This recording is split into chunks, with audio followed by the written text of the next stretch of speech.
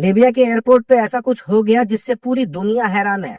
आमिर अल महदी मंसूर अल Gaddafi, ये नाम आप कुछ दिनों में बहुत सुनेंगे, व्हाट्सएप पर सुनेंगे, इंस्टा पर सुनेंगे, फेसबुक पर, यूट्यूब पर, हर जगह। उसके पीछे की वजह यह है कि जो लोग भी चमत्कार पर विश्वास नहीं करते उनके लिए ये खबर चमत्कार से कम नहीं है, वरना फिर तो ये भी कुछ नहीं है। बड़े यूं ही नहीं कहते हैं कि दुनिया सब कुछ जान सकती है लेकिन दिल का हाल और नीयत नहीं जान सकती, क्योंकि कई लोगों को खुद भी नहीं पता होता जब तक वो अपने अंदर ना झांके।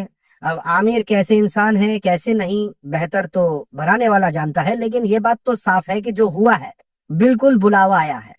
हज का वक्त चल रहा है, सबको मालूम है बकरीद आने वाली है, और ये मौसम हज का मौसम होता है। दुनिया के जितने भी मुसलमान हैं ये सपना जरूर देखते हैं कि एक न एक बार तो हज करने को मिले। वही सपना आमिर का भी। लेकिन आमिर के साथ कुछ ऐसा हो गया जहां इमिग्रेशन पर कुछ लंबा सिक्योरिटी चेक लग गया उनके लिए।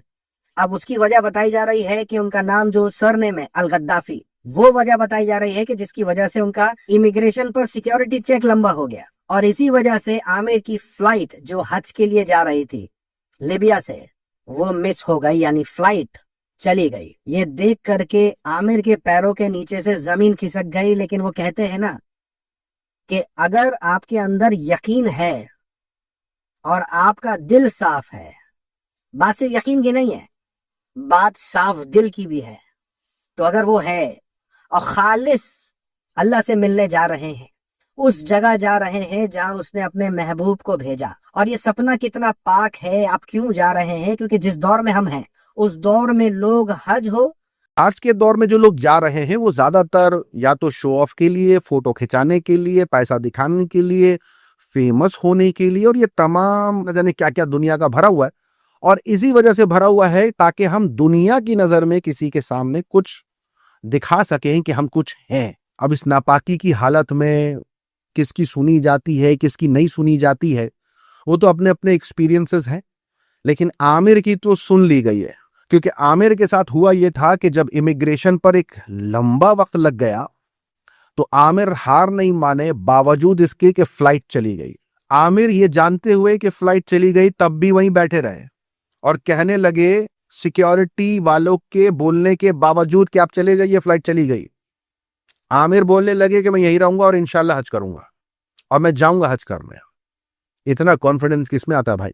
और ये कॉन्फिडेंस कब आता है? जब आपको पूरा यकीन हो कि मैं अपने दिल को वैसा ही रखता हूं जैसा वो चाहता है। कोई गलाजत, कोई नफरत, कोई अहंकार, कोई बुराई, कोई जितनी भी दुनियावी चीज है, दुनिया से इतना दिल नहीं लगाता जितना मैं उससे दूर हो जाऊं। लेकिन करीब मैं सिर्फ उसके रहता हूँ। मतलब दिलों का हाल अल्लाह जानता है। और वही दिल ये कह रहा था कि मैं तो इंशाअल्लाह जाऊंगा, और यही हुआ।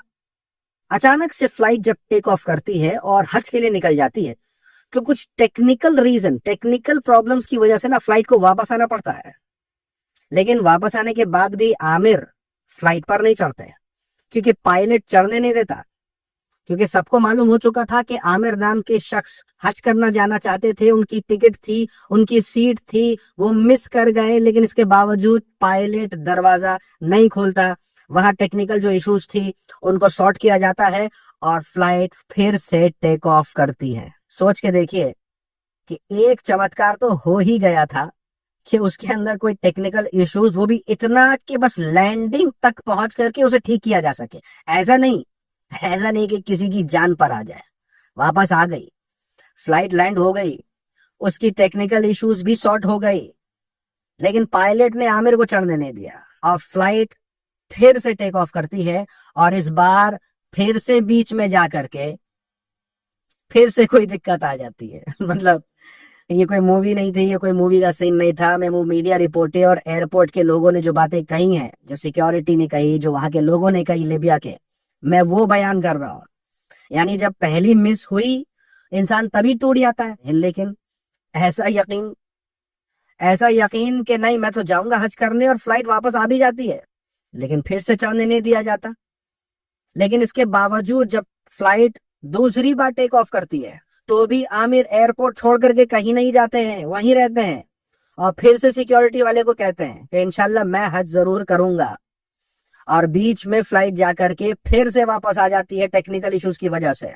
और इस बार फ्लाइट के अंदर सब जान चुके थे कि कुछ तो ऐसा है जो हमें हज यानी मक्के पहुंचने नहीं दे रहा, कुछ तो ऐसा है। और ये बात पायलट भी समझ गए थे।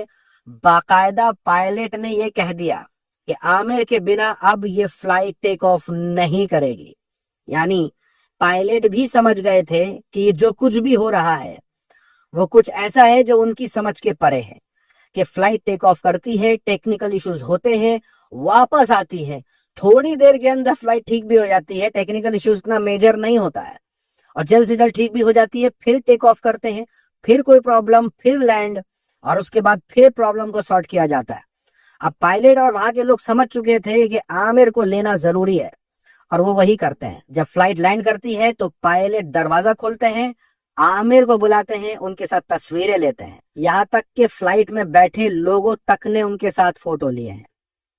तो ये इज्जत, ये नाम, ये फेम कितना खूबसूरत है, क्योंकि बेशक रब जानता है कि दिल का हाल क्या था आमिर के, किस शिद्दत से वो मांग रहा था। उसने अपने आप को रब के मुताबिक इतना ढाला हुआ था कि उसकी पुकार वो रद्द ही नहीं कर पाया। ये तो भला हो पायलट साहब का, जिन्होंने कसम खा ली थी कि कुछ भी हो जाए आमिर को अब लेके ही जाना है।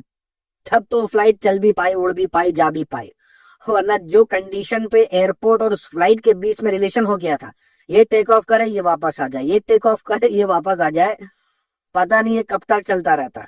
मतलब किसी चीज को दिल से चाहो तो पूरी कायनात उससे मिलाने में आपको लग जाती है। और ये बात शाहरुख ने मूवी में कही होगी, लेकिन इस मामले में हकीकत दिख रही है। आपकी क्या राय है कि क्या आमिर के साथ ये जो हुआ है ये कोइंसिडेंस है, या आमिर के लिए कोई इनाम, जो एक साधारण सा इंसान था एक असाधारण इंसान बना दिया, एक मामूली से इंसान को कैसा इंसान बना दिया कि इस पर किसकी रहमत है। इसका हज कौन पूरा करवा रहा है, ये खुद भी नहीं, क्योंकि जिस पैसों से इसने टिकट खरीदे होंगे वो पैसे तो पहली फ्लाइट जब टेक ऑफ करी थी वो तो पैसे गए, दोबारा आई है वो फ्लाइट, फिर चली गई है, फिर तीसरी बार आई है वो फ्लाइट, तब जाकर के आमिर इस तीसरी बार में फ्लाइट में चढ़े।